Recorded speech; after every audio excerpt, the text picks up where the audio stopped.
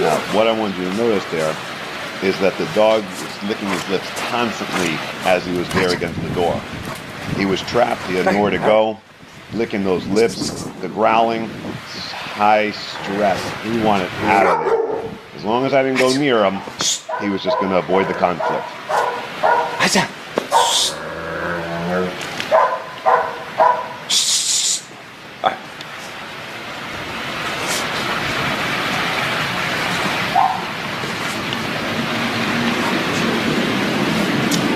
I'm going to go out.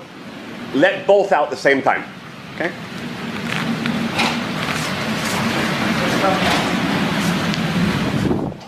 So now, after testing both individually, not going to happen, even though they make the display to the owners like they would actually really maul people.